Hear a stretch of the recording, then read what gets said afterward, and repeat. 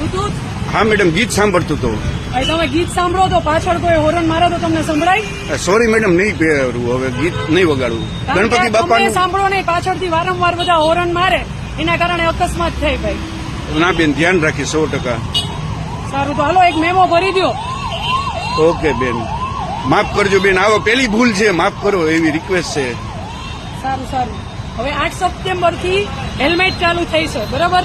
તો મારી એવી અપીલ છે કે રાજકોટની તમામ પબ્લિક છે એ હેલ્મેટ પહેરે.